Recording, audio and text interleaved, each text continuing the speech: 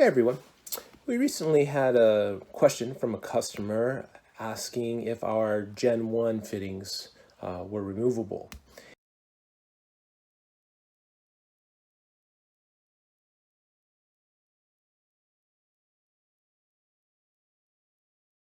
And so I thought we'd do a short demonstration showing how to remove one of those fittings.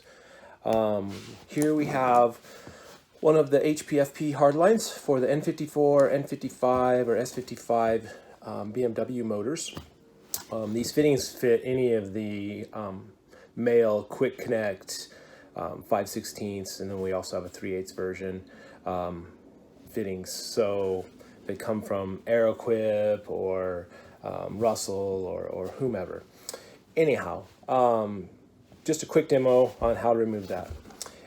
As you can see here, there are two little plastic tabs here.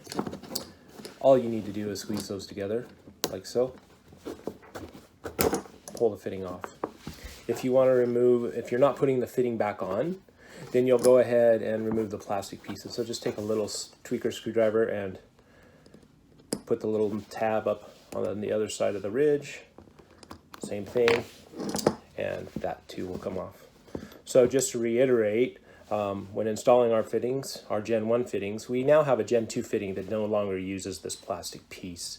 The manufacturer for these discontinued them, and so we have very limited availability. And then in addition, our new Camlock style fittings are a little easier to install. There's no question of whether or not these tabs are locked in place, because those tabs are no longer existent in the new fittings. But anyways, when you install that fitting, push it all the way on, push the tabs down behind the ridge, because on this particular fitting from the manufacturer, this ridge is bigger. And so you need to install the plastic fitting first.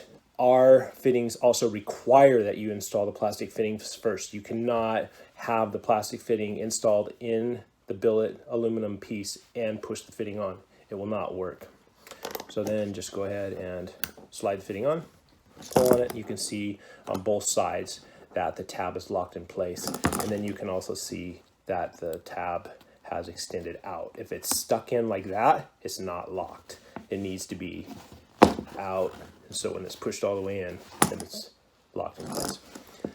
Anyways, thank you for watching. We just wanted to clear that up real quickly and appreciate your support as always.